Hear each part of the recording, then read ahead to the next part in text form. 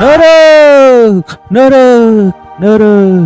आयु नोरोग मासि गिथावना माथि जोंबाय थानाय अर बिलाइ आयु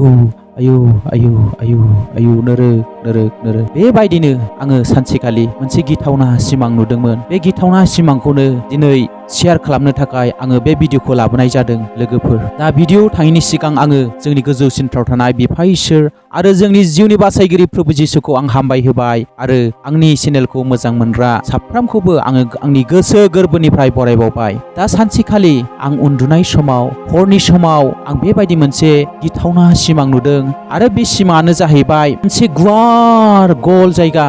बे ओरैबायदि अर जोंबाय थादों, ब्लाव अर जोंबाय थादों। बे जायगायानो जाहैबाय अरनि जायगा, उखुन्दैनि जायगा आरो गल जेरैबो फांथेजोबनाय मोनसे गल जायगा। बे सिङाव ओरैबायदि अर आरो उखुन्दै जोंबाय थानायखौ आं नुनो मोनदों आरो बे खाथियावनो गोबां मानसिया लाइन जानानै गसंदों आरो बे लाइनाव आंबो दंमोन आरो बे लाइनाव सासे दिनै बिसार खालामनाय जादों आरो बे बिसार खालामनायाव जायखौनो दिनै हामजानाय मोनाखै, जायखौनो दिनै साफा मोनाखै, इसोरा बै जोंबाय थानाय अरगेंनि अराव गारहरनाय जादों आरो जायखौ दिनै इसोरा दिनै हामजानाय मोनदों एबा साफा मोनदों बिसोरखौ लांखोनाय जादों। प्रेज द लर्ड, हालेलुया। आरो बिनि उनाव आङो बे नोरोगखौ नायनो गोबां गोसोबाव, माबायदि नोरोगा होननानै आङो नायनो गोबां गोसो जादों। अब्ला बे नोरोगा फांथेजोबनाय जेथिंबो आरो बेहाय सानै नेग्रा दंमोन बे दरखंआव, नोरोगनि दरखंआव। बे नोरोगखौ नेनो थाखाय आं बिसिनाव खावलायदों, आङो बे नोरोगखौ नायनो लुबैदों होननानै नायनो हागोन नामा होननानै आं बिसिनाव खावलायदों।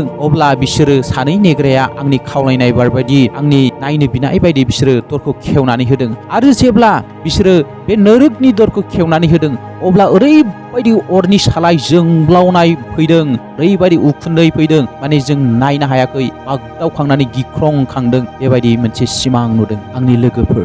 दा बाइबेलावबो बेखौनो बुंदों लोगोफोर, नोरोगा जोंब्लावनाय अरफोर बायदि, जोंब्लावनाय अरजों दिनै बाइबेलाव नोरोगखौ रिजायदों। जोङो फरायनानै नायनि बाइबेलाव माबायदि बुंदों। नुजाहोजानायनि 20:10 आरो बिसोरखौ आन्दायहोग्रा सैताना अरनि आरो गन्धकनि सागोराव गारसोमजाबाय। प्रेज द लर्ड, हालेलुया। बाइबेलावबो बेखौनो बुंदों। नोरोगा जाहैबाय जोंब्लावबाय थानाय अर, गन्धक, बेबायदि जोंबाय थानाय अर होननानै बुंदों बाइबेलाव। आरो बेहायल' बुङाखै, जिसु ख्रिस्ट'आ खुद गावनि रावजों बेहाय जोङो फोरोंनाय मोनसे जों नायनि माथाइनि लिरनाय 13:41 मानसिनि फिसा हौवाया गावनि आरफफोरखौ थोनहरगोन आरो बिसोरो बिनि रायजोफोरनिफ्राय गासै सुथु होनायखौ आरो इनाय खालायग्राफोरखौ बुथुमनानै बिसोरखौ अरगेंआव गारसनगोन। प्रेज द लर्ड, हालेलुया। जों मिथिनो हाबाय बाइबेलावबो दिनै मा बुंदों, नोरोगखौ जोंब्लावबाय थानाय अर होननानै बुंदों। गोमोरनो रोङै जायफ्रा दिनै इसोरखौ नाजावाखैसै, इसोरखौ दिनै गनायाखैसै आरो जायफ्रा दिनै इसोरखौ मिथिनानैबो मोननानैबो मोजां लामाजों थाबायनो रोङाखैसै, साफा जानानै थायाखैसै, बिसोरखौ बै जोंब्लावबाय थानाय अरगेंआव गारसोमनाय जागोन होननानै। जोंबाय थानाय आरो बे जोंबाय थानाय अरा जेब्लायबो माने अराय सम बे गोमोरनो रोङै बेबायदियाव सावनाय जागोन। सिमाङाव आंबो बेखौनो नुदों, जोंबाय थानाय ओरैबायदि गरम जायगा, बेहाय ओरैबायदि गुवार जोंबाय थानाय अरगें, अरनि सालाय आरो उखुन्दै, गुवार जायगा बेहाय। आरो आं नुनाया जाहैबाय बिसार खालामदों बयखौबो। बे बिसाराव आंबो गसंदों, ओरैबायदि लाइन मानसिया सासे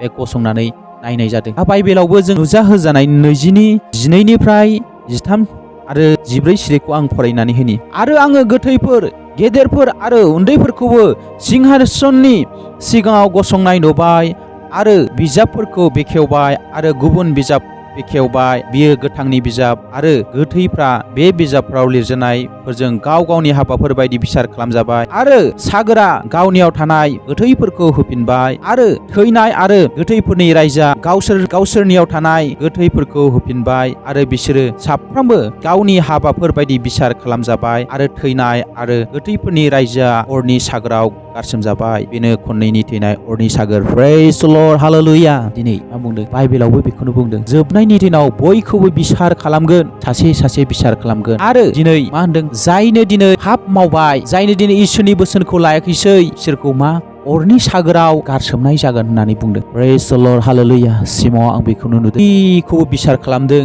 आरो जायखौनो साफा मोनाखै बेखौनो बै जोंब्लावबाय थानाय अरगेङाव गारसननाय जादों। आंबो गिदों, आङो माबायदि जासिगोन, आंबा बै सोरगो रायजोआव थांनो मोनगोन ना मोना, ना आङो नोरगोआवसो थांनांसिगोन नामा होननानै बेबायदि साननानै आङो बे लाइननिफ्राय आङो थांनानै मोनहैब्ला बे नोरगनि दरजाखौ फांथेनानै होदों। अब्ला आङो बेहायनो सिरि मोननायसै। नायदो लोगोफोर, बाइबेलावबो दिनै अरगेंजों नोरगखौ रिजायदों। जोंबाय थानाय अरनि सागोर होननानै बाइबेलाव बुंदों आरो बेखौनो आंबो सिमाङाव नुदों लोगोफोर। दिनै जोङो मिथिनो मोनबाय नोरगा दङ बेहाय।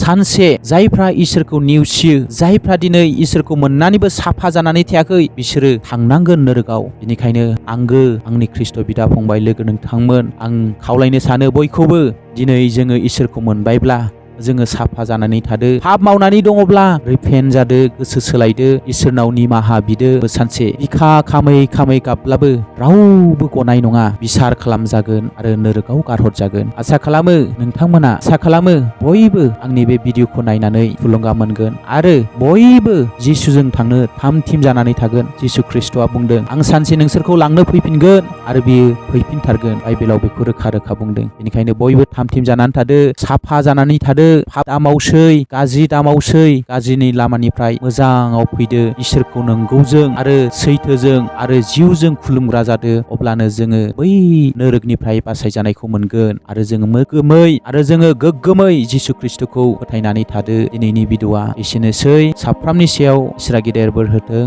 जै मासि, प्रेज द लर्ड।